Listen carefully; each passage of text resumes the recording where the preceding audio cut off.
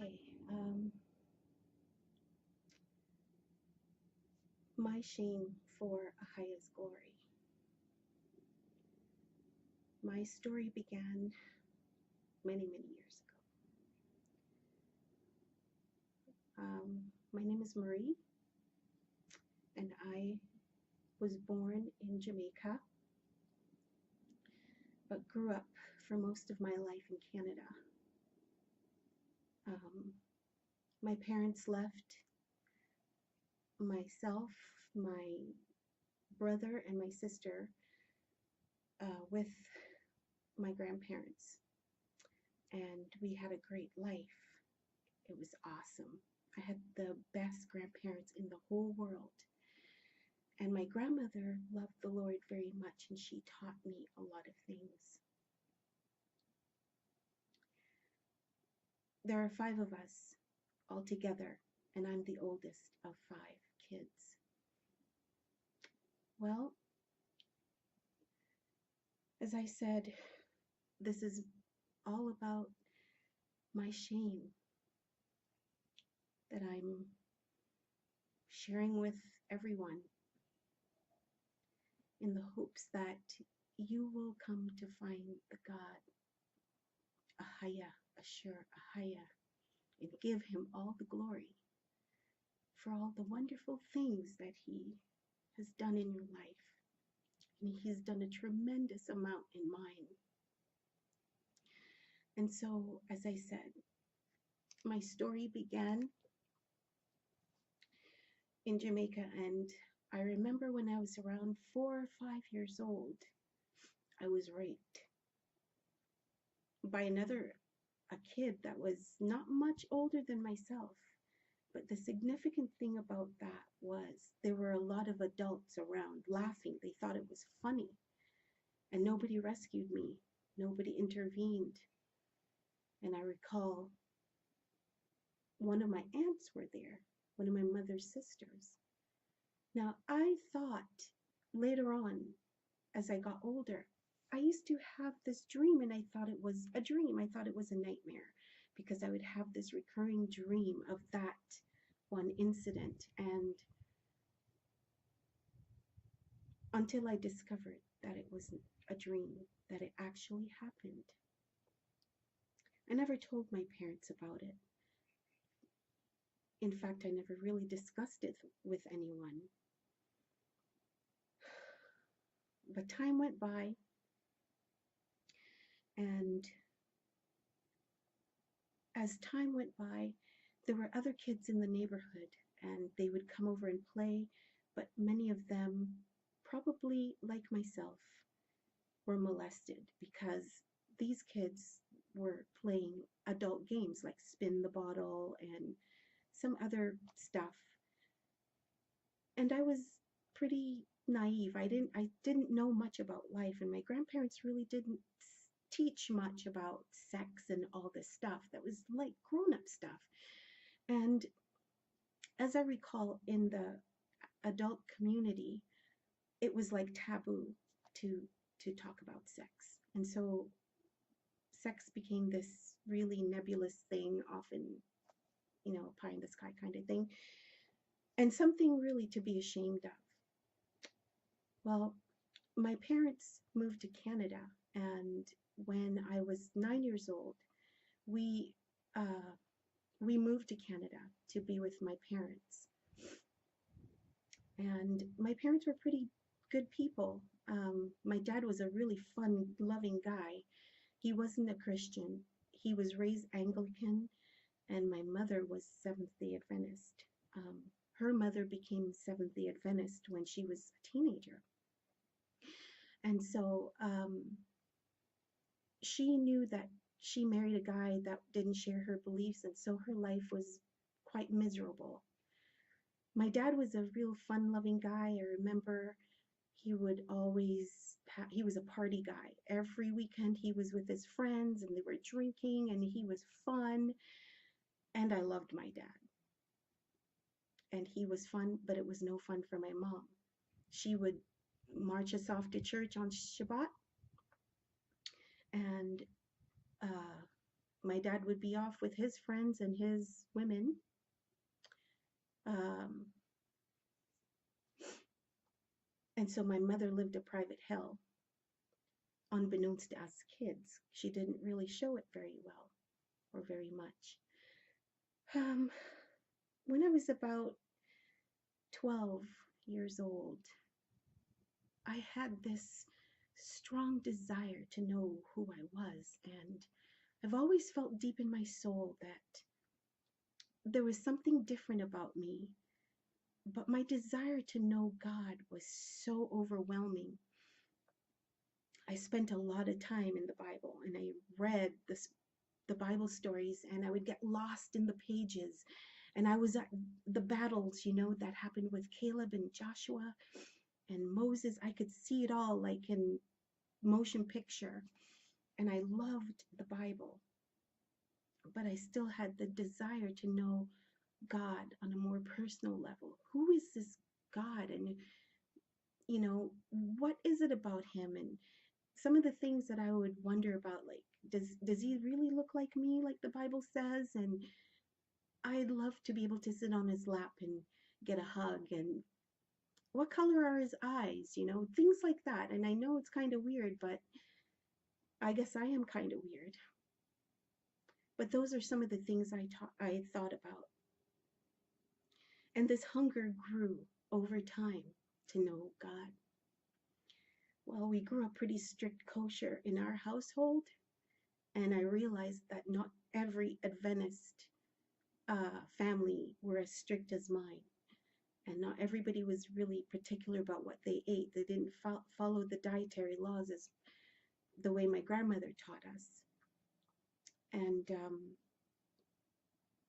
and so I got baptized. The pastor came by. We lived in Montreal at the time, and we attended the Westmount Seventh-day Adventist Church. And it was a wonderful church. It had almost every nation under the roof. I loved it. And I always thought, this is what heaven is going to be like. And we had a great, fantastic youth choir. And that's where I got, introduced to some of the other kids who I thought were friends, but I realized that I really had no friends. Well, as kids are, I had a crush on this guy. I won't say his name, but he was best friends with the pastor's son. And all the other girls really dug him because he was very athletic, tall, dark, handsome, you know the deal. And every girl loved him. And then there was the pastor's son, Richie. And there were other girls that loved him. He was a pretty good looking guy. And so I kept this to myself. And one day I was in the basement of the church waiting for choir practice to start when they came running down the steps, and they stopped in their tracks when they saw me. And the pastor's son looked at me and, "Stop looking at me, you big, fat, ugly pig." And I was crushed. I wouldn't have cared so much if he were by himself, but he was with the guy that I thought the world of. And oh, if the earth could open up and swallow me that day, I wanted to jump in. And it's like the world stood still. I had to stand there and endure. And after they ran off and laughing as they went, I went to the bathroom and I cried my eyeballs out. And that was the beginning of my low self-esteem. That thing inside of you just grows and grows over time with every incident. Shortly after that, the laws in Montreal were changed to the point where the government required everyone to speak French on their jobs everywhere, and my mother would not have it. She would have to go back to school, and well, with 5 kids, you can understand, you got to earn a living to take care of 5 kids. And so she decided she was going to go out west because she had spoken to her friends, and they all got jobs out west in Alberta, in Calgary. And so my mom told my dad she was leaving to go find a job, and once she found the job that he would have to quit his job, pack us up, and follow. And so that's what happened. Took us 3 days to drive across Canada. Um, and we drove our dad crazy, of course. And so we got to Calgary. And oh, before Calgary, there was a boy, he was a friend of my parents. And his mom was friends with my mom, my parents. And he really liked me. And this guy was a nice guy. I really had no reason to be evil or mean to him, but I was. I was mean to him. Um, I started developing a real dislike, borderline hate for Black men. Um, and so my self-image relative to the Black men in my life was not a good thing. And this grew and grew over time. Well, this poor boy, who told him to like me, because everywhere he went, he professed his love for me, and I just ripped him to shreds. I told him all sorts of stuff and just leave me alone and don't bug me. And oh, I was angry. I was angry. That anger was seething underneath. But to everybody else, I was what Mr. Dingman, my teacher at the time in Montreal, called me Little Miss Sunshine. I was happy all the time, and I laughed a lot, but I was hiding a lot of stuff inside. When we moved to Calgary, everything changed. My father became this tyrant. In fact, he changed when he became a Christian, and that was shortly before we moved to Calgary. And he became this tyrant, and I hated him, and I wanted to kill him. I hated his guts. I hated what he had become. I wanted that fun-loving guy that was before, and now he turned into this Christian with this Jesus, and I didn't recognize my dad. He punished us like we were animals, and his form of punishment, he would probably go to jail if he were reported. And we endured. But when we got to Calgary, things got worse. And my dad became even a bigger tyrant. And everything was a punishment. Beat first, ask questions later. And many times I would take the blame so that my brothers and my sisters would not get in trouble. And I would take the punishment. And this one time, my sister and I were in the bathroom. It was a Sunday afternoon, right after early Sunday dinner, and I was braiding her hair in the bathroom downstairs. And my dad came and was yelling at my sister for not washing up the dessert dishes. And I just said to him, well, it's okay, Dad. We'll wash it up when I'm done. And it's like he had 50 demons in him. I want it done now.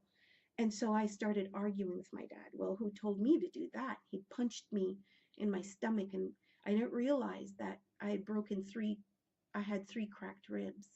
I didn't realize that until the Monday when I went back to school. And we were in gym class, and of course gym class is totally different from what they have now. It was an hour of gym, and we had to actually do laps around the school, and I couldn't breathe. And the coach said, what's wrong with you, Sil? That's what everybody called me back then, and I've grown to hate that name. But and that's why I go by my middle name, Marie. And so the coach took me into the locker room, and he pressed on my rib, and it was just so painful. And I told a lie. I said, oh, I fell down the stairs. I must have injured something. And so I went to the doctor the next day, and Dr. Moriarty, what a wonderful, bless his heart. I love that doctor. He knew I was lying. And he said, what happened? And I told him that I fell down and bruised myself, but he knew based on the 3 fractured ribs that that wasn't the case, but he didn't press the issue. so I didn't have to lie anymore. But yes, I lived with those three cracked ribs until they healed up. And there was always something. If anybody at church gave a bad report to my dad, we got beatings with all sorts of things. Electrical cord. He had this thick, long piece of leather, about this thick, and he would just wail on you on the tip of his toes, and he'd come down like, like just he was beating some beast. And we'd have wails all over our backs, our feet, our legs, everything. And my hate for my father grew more and more. And at church, uh, we went to the Pine Ridge Seventh-day Adventist Church in Calgary, and the Bridgeland Seventh-day Adventist Church was like the sister church. Mostly, the Pine Ridge Church was a more mixed church. The Bridgeland Church was predominantly Caribbean people.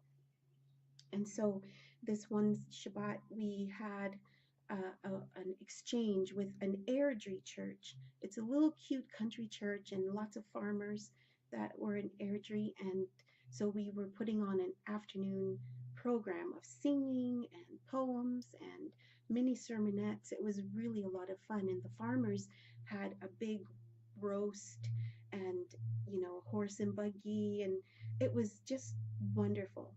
Well, at the end of that program, which was held in a great big barn with lots of hay, and this was really the first time I'd been on a farm. I grew up with my grandparents, and they had a lot of land, and they grew a lot of. My grandfather grew a lot of sugarcane and bananas and stuff like that, but it wasn't quite the same farm. And so at the end of the program, everybody left the barn and they were going for the corn roast. When I decided, I wandered back into the barn because I wanted to check it out, and I thought to myself, wow, oh, this life would be so great being a farmer's wife. Oh, my mother hated that I spoke that way. She wanted me to be a professional woman. And so in the corner of my eye, I saw this pack of boys walking in, and I thought, oh, I'm in trouble. So I slipped behind one of the big bales of hay and slipped, and as I was going to run out the front door, one of them saw me and ran after me and lunged to catch me, but I was too fast, and they were up to no good, and so my hate grew.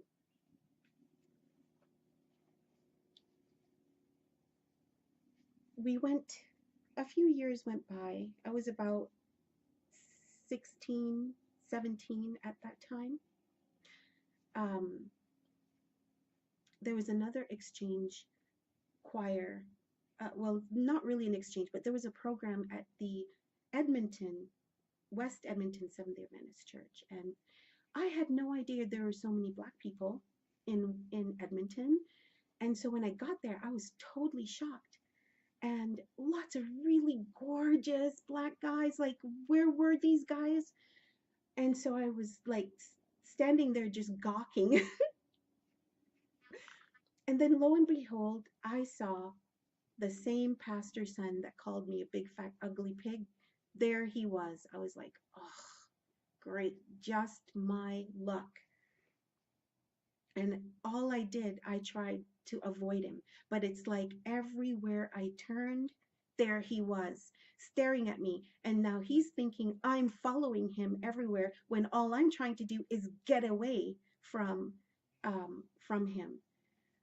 Well, at the end of that program, um, this family at that church invited the church over for um, lunch. And I was sitting behind the door that led down to the basement of their house, um, just off the kitchen. And a lot of people were there. Nobody really recognized me because, I always kind of became the invisible man. Nobody really would talk to me or anything like that. And I just was really shy. I didn't want to really talk to anybody. So that was just perfect for me. And so I was sitting behind the door when one of the sisters of this guy that I knew, light skinned, looked almost Caucasian, except you can tell he's not because he's got like black features, but they've got gray eyes, blue eyes. And this girl saw the baby the of the family that owned the house and was telling her how ugly she was because she was a tar baby. Well, this kid was my complexion and she was beautiful. And here's this woman telling this little girl that's about 2 or 3 that she was ugly just because of the color of her skin. And so she doesn't realize that I was there. And a few minutes later, I walked out from behind the door so that she wouldn't realize that I heard everything she said. Um, and I just kind of filed that away. All of this adding to my low self-esteem and my feelings of low self-worth.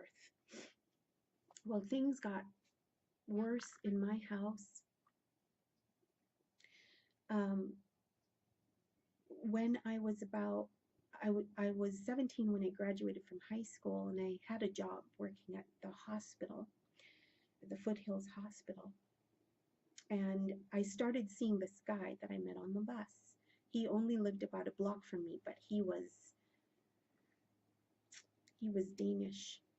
And the neighborhood I lived in was predominantly Caucasian because there were very few black people in Calgary. Anyway, my dad didn't like it. He kept thinking that I was fooling around, which I wasn't. And so he started calling me names. In the house that we lived in, it was infested with demons, to the point where my baby sister, one day she saw a head on the wall, like a clown face, and she came screaming out. And when we went in there, it was obviously not there. So there were lots of other things that happened in that house. And one of those things between my sister and I, which should never happen between sisters, and just lots of weird, horrible things happened. My father would beat my brother. At one point, I caught him trying to hang himself in the basement with a rope. And I didn't realize my sister was being molested. So when I just turned 18 and I'd been working and stuff, my dad kicked me out and said, we can't have 2 women in the same house. So he kicked me out. And by this time, since he thought I was screwing around, I started screwing around. So I had sex with this Danish guy, and that kind of didn't last.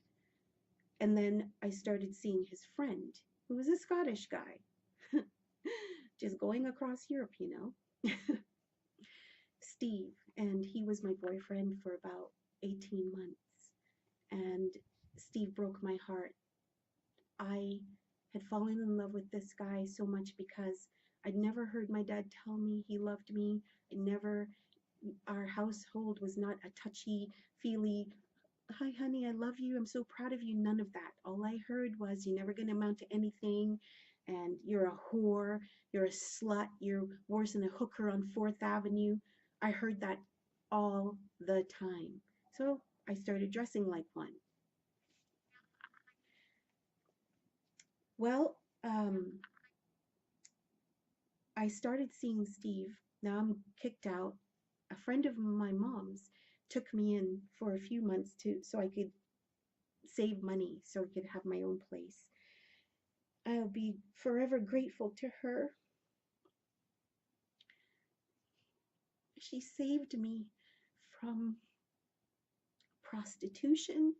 She saved me from a lot of things that she doesn't realize she saved me from. I had all these rich white men always propositioning me. Um, they wanted to give me all sorts of money and clothes, if only. They wanted to put me up in an apartment. They wanted me to travel the world with them. And I would always say no, because in my heart, I knew that, that God had something more for me. And so I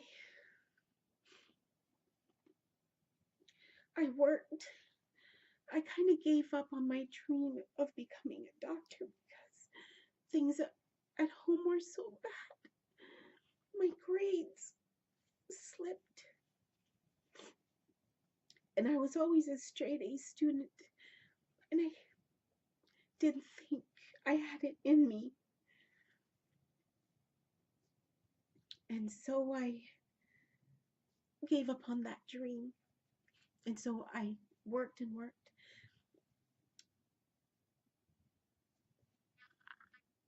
I eventually I moved in with my boyfriend, and he had two roommates. One moved out, which is the reason I moved in, to share the rent and utilities. But I found out close to the end of our breakup that I'd been paying more rent than both of them together. I was really ticked.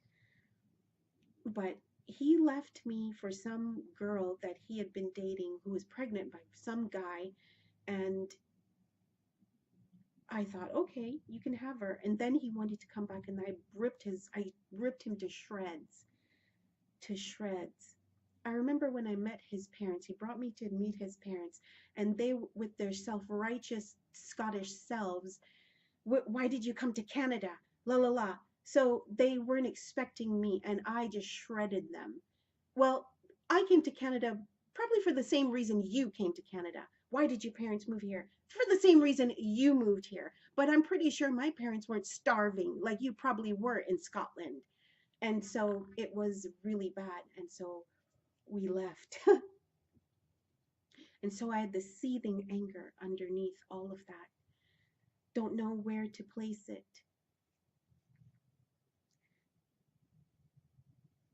When before I had moved in with Steve, there, I was so stupid.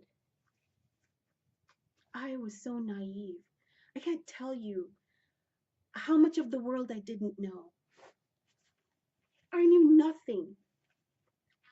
And I'd say to parents, don't shield your kids so much from the world that they know nothing. That's how they get taken advantage of. And this is why when I had my kids, I vowed that nobody would do the same to my kids that was done to me. And because I didn't know, I trusted everyone. And this guy I met when I was walking on the way to work. And thank God this was the 80s when everybody were in those painted on jeans that you basically had to grease yourself to get into. And I had those, my favorite pair on. And so I got to talking to this guy. He was from Romania. English was his second language. He told me some story that I stupidly believed. And so he wanted me to help him with his English classes, and I was very good at English. And so I said, okay. So one day after work, I met him at his place. Big mistake, because he had no intentions of learning English. He just wanted to get into my pants, but because my pants were so tight, he couldn't get into them, and he just came all over. It was so disgusting. I almost killed him. And I ran out of his apartment, and I thought to myself, what makes people think that they could just take advantage of me like this? Anyway, that was the second incident that I can think of. And so I got, um, I broke up with Steve. I got my own place by that time. And Ken, oh, maybe I shouldn't have said his name, sorry. My ex-husband now, I actually married that guy. I didn't love him. I told my parents I didn't love him, but they thought, once again, the worst of me, and excuse me, and so I ended up marrying Ken. 6 months after I had broken up with Steve, I was still not over Steve at the time. I married Ken, and his mother hated my guts. Ken's Hungarian. That was another battle because I wasn't good enough. I was not white, not Hungarian, not Catholic. 3 strikes, right? Now, all the while, people who knew my family, they're always, oh, those Steels, all they do is marry white people. And that's all they do. Nobody realized, excuse me, nobody realized that I actually really liked black men, but the ones that I met didn't care about me. They never found me attractive. In fact, they were repulsed. And so I never thought much about it. I only responded to guys that found me attractive, which were mostly Caucasians, some Asians, but not many. Anyway, um, I married Ken,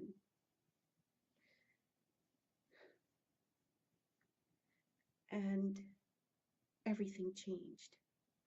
I thought he was a really nice guy. I thought, you know, we could make a life together. We spent hours and hours talking about everything in life. And after we got married, everything changed.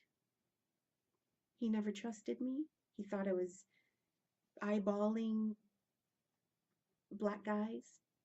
Whenever I'd walk down the street with him, he'd move me to the other side of the road, sidewalk, whatever. It was just ridiculous. And the control and the mind games that he used to play, it got to the point where I couldn't take it anymore. And so I left. After 12 years, I think, of marriage by then, I left. And I went to school to Maryland. And I was studying down there. And while I was there, I found a relationship with God. And I told God that I wanted him more than breath, more than life. And I was tired of being judged by people who didn't know me, who said they knew me. So I lived in Edmonton for a while, quite a long while before I moved to Maryland. I thought I had some friends. And one day, oh, I'm getting ahead of myself. So Ken and I mended things, and we decided that we were going to stay married. And of course, we did one thing led to another. And when I got back to school, I found out I was pregnant. It was bittersweet because I wanted to be pregnant for a long time. But my husband would prefer doing other things than to have sex with me.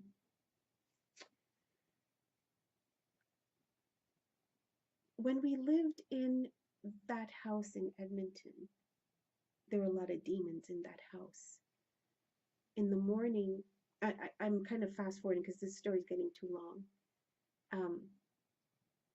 I came back to Edmonton. I had Kai, had my daughter, and in that house, there were a lot of, in the mornings when I'd go into work in my office, this big black thing would seep through the doors, through the walls, and come in and just hover. This awful black shadow, and I'd yell at it, and it would down into the floors. And it did this almost every day. And things just got worse and worse between my husband at the time and I. And I purposefully had an affair just to shut him up because he had been accusing me of having an affair for all these years when I wasn't. And I did it because I wanted him to divorce me. And I told him, and he didn't divorce me, but he just used it as a hammer to beat me over the head constantly. And I couldn't take it. By the time my daughter was 2, I left. I took her, took my computer, took my books, my clothes, and left. And the battle began.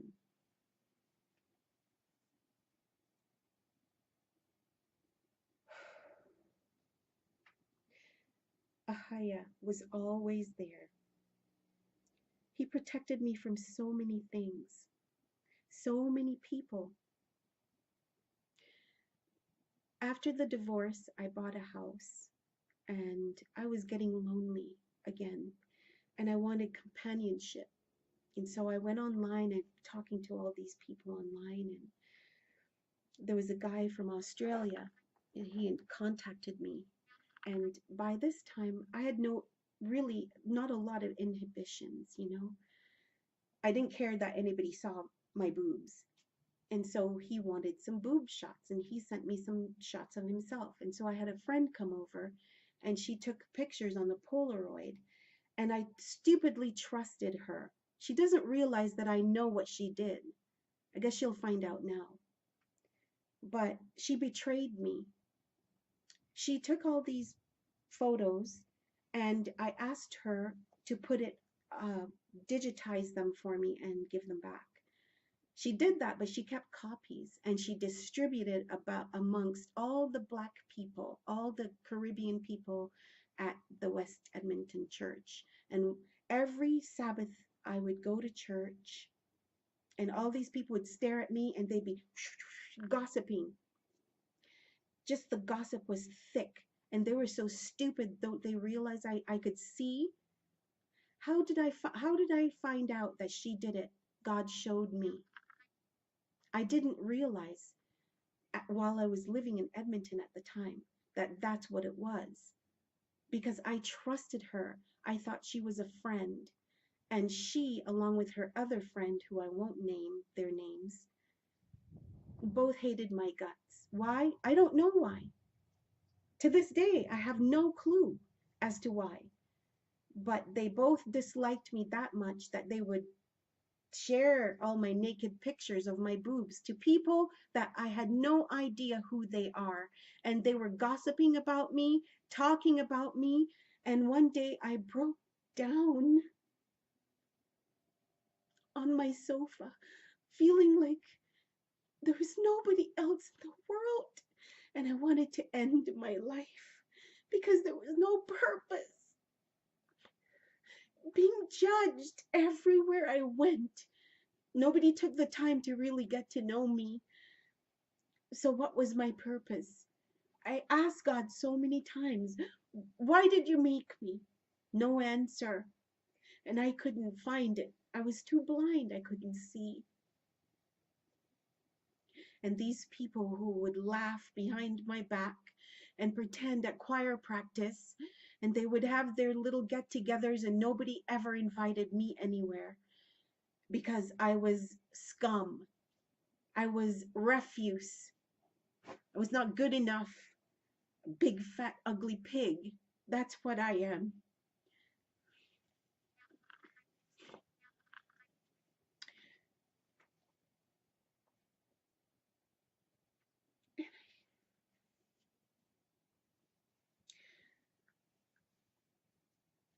And one day God showed me what she did.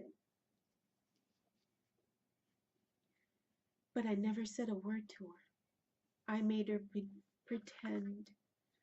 I made her believe that I was ignorant about it. But I saw what she did. God showed it to me. And it's okay.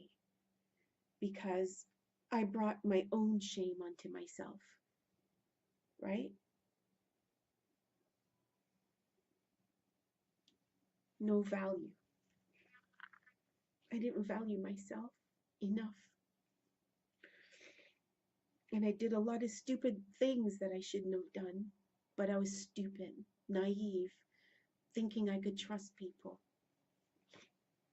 People pretending to be your friend when behind your back they're eating you for lunch, dinner, and supper. People being jealous of you for your accomplishments when they don't know how hard you've worked. They don't know how many years you've gone without sleep to be able to be where you are in your life. All they see is what you have. I could care less about what I have. All of this means nothing because it's all going up in smoke one day. What was really important and still is my relationship with my Father in heaven, Ahaya, Ashur Ahaya. And I give him all the praise and the glory because throughout all my life, he's been the one constant thing, the one constant person. He never judged me. He never threw me away. He saw that I was worth something.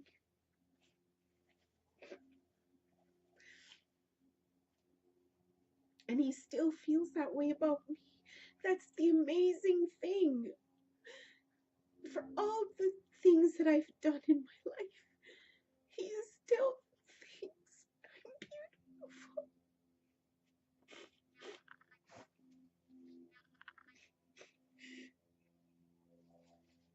And that's why I love him so much.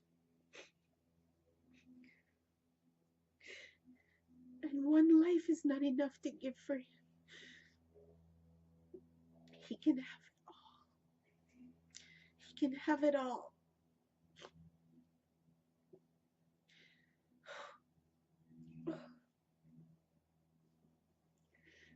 And so I got married. Oh, I gotta tell you about this other instance where I got raped.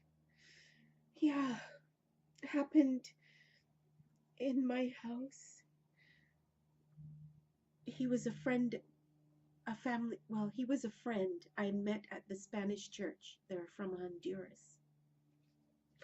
And I loved his wife. She was beautiful and gentle, and I loved her. And I wanted to have a friend. I wanted her to be my friend. And we didn't live very far from each other. And so every now and then I'd go visit and hang out at their place. And they came a couple of times to my place. I guess maybe she fell on, I don't know. But I was mostly hanging out with them because they had a nice family, and I loved their girls, and we talked about all sorts of things. And I thought, finally, I have a friend. Well, I didn't realize that her husband was hot on my trail. Yes. And he would call me and he would leave messages. Oh, I want to come see you. And I would say, no, I don't want you to come visit me without your wife or your kids. And so his poor wife had no idea about him. And um, he would call me from his work. This man was obsessed, and he'd call all sorts of, he'd go for walks and end up at my place. And one day he came, and I let him in, and we were talking because I trusted him. And I said to him, this is not good that you keep showing up at my house without your wife. I don't want her to think that I'm going after you for some reason, because that's not the case at all. And he, yeah, it's okay. My wife is fine. And well, anyway, one Sabbath, he shows up all in his nice suit, ready to go to church. Somehow, I don't know how he managed to slip away from the rest of his family, but he ended up at my house. And that's when he raped me that day. Yes, a good holy man, nice Seventh-day Adventist. Then he brushes himself off and he goes to church for Sabbath school. How wonderful. Meanwhile, I don't know what he's told his wife, but she stopped talking to me. His kids started looking at me like I was some evil witch, and nothing I said they would believe. And that angered me. And anyway, I won't go into the rest of that, but needless to say, I cut myself away from these people. I didn't press charges because I didn't want him to go to jail and she and her kids would suffer. And so, because I had a friend that was a police officer, I could have called him, he would have come to my rescue like that. And I didn't. He's a friend that was very protective of me. He was like a brother. And so I just let that go. No, who's going to believe a big, fat, ugly pig, right? Who's going to believe a big, fat black woman that some guy raped her? Who cares? You have no value. You're worthless. So what? So I decided I needed to leave Edmonton. And I was going to move to Calgary near my parents. And so um, I started making plans for that. One summer, I went to see my sister in Maryland, and I had my profile on eHarmony, and that's where I met my current husband. And I should have, I should have waited. I should have waited to marry him, but I wanted to have another child. I didn't want my daughter to be alone in the world. And so I decided, okay, yeah, it's only 6 months, but I think I know enough about him. And we talked about my, you know, not my deal breakers and so forth. He was okay with it. I observe Shabbat. I'm kosher. No piggy, no shelly in the house. Shellfish, that is. No unclean foods. He was okay with that. He was okay with going to church on Shabbat because he could spend all day watching football on Sunday. Perfect. So we got married. But I didn't know my husband very well. I didn't know he had issues. Lots and lots of issues. But the one that was the most significant for me because it impacted my self-image so badly was instead of coming to me to have sex, he was online porn or he was masturbating or whatever. And anything but to stay away from me. And yet he wants to have kids. Well, I can't get myself pregnant. And I found myself having to always chase him down. And I was like, what is wrong with me? What is wrong with me? You know, nobody wants me. What is wrong with me? And I thought, oh, I made another mistake. Why did I do this?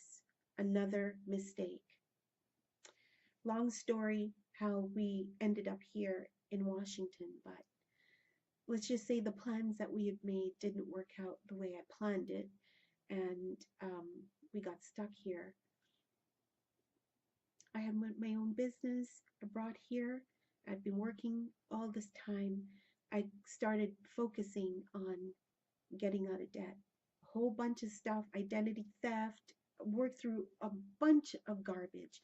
And through it all, one day I threw my hands up and I said, God, this is it. If you don't show me who you are, I don't think I'm going to make it. I don't have any more left in me. Meanwhile, at the Bonnie Lake Church, this old guy who's always trying to touch me and do all these nasty things to my hands right in front of his wife, you know, as if I'm some stupid idiot. I don't know what it is that he's doing, and everywhere I turn, there he is staring at me. Even when I'm sitting next to my husband in church, he's across the pew, and he's situated himself so he could stare at me almost for the whole sermon. Meanwhile, his poor wife thinks that he's just looking out the window.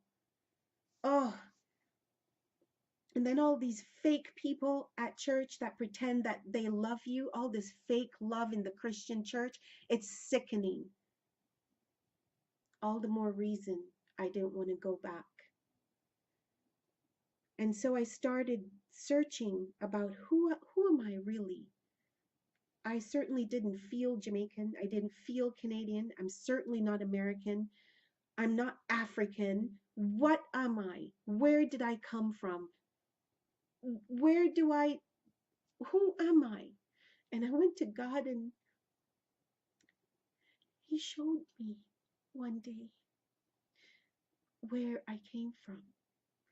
In Deuteronomy 28, when I read that, all those curses applied to me in my life. I lived out all those curses. And I realized I am Hebrew. Only Black people on this planet, Black people, Latinos, you know, that's scattered all around the world. We're the only people. Native American Indians fit this description. And for the first time in my life, I realized everything made sense. Everything made sense.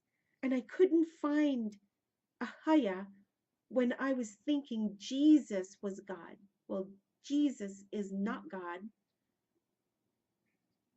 Yeshua, my Savior, is the Son of God. The Son of God. I always thought that was weird that when he was praying, who was he praying to? Himself? In the garden, was he praying to himself? No, he was praying to the one God. Thou shalt have no other gods before me, he says. I am that I am. That's the God. I couldn't believe it. I've read those scriptures before and never made the connection. But when I found out who I was, it all made sense. I couldn't believe it. And so now I could accept all the garbage that I've gone through. The low self-esteem, the self-loathing, all the hurt, people thinking I'm less than, inferior. When they look at you, they think that you are scum.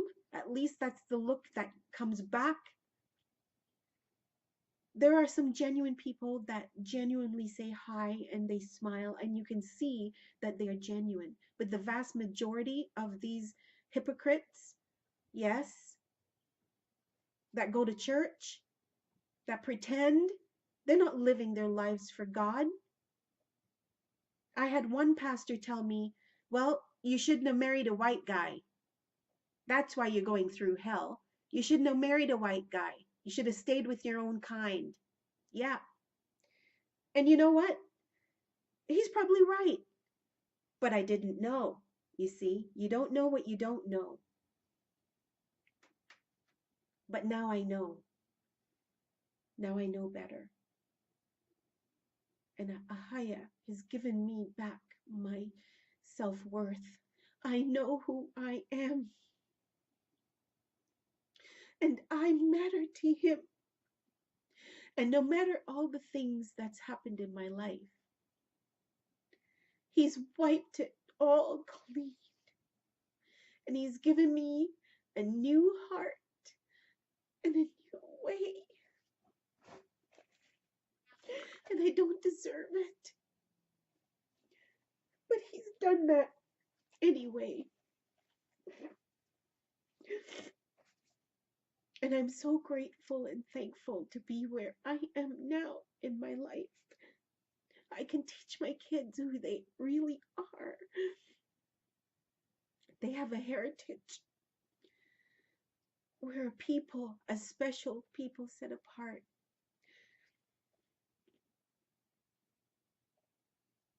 And he loves me. He loves me. And I'm so grateful. No matter who you are, no matter where you are, no matter what your circumstances are, you can find Ahaya. He's always there. Jeremiah 29:11-14. I know the plans that I know the thoughts that I think towards you, saith the Lord. Thoughts of peace and not of evil, to give you an expected end. And you shall go and call upon me and pray, and I will listen. And you shall seek me and find me when you search for me with all your heart. And I will be found of you, saith the Lord. And I will turn away your captivity, and I will gather you from all the places, from all the nations where I've scattered you. And that is happening right now. And it's beautiful. And I just invite you, no matter where you are, no matter who you are, what your nationality, He wants you to search for Him with all your heart, and you will find Him. But you're not going to find Him in the Christian church. That's why it says in Revelation to come out of her, my people. We've been bamboozled, people, bamboozled, lied to. Read the Bible for yourself. The Holy Spirit, she will teach you all things. Yes. And then you will come out and be free. And I am free today. And I praise Ahaya, Ashur, Ahaya.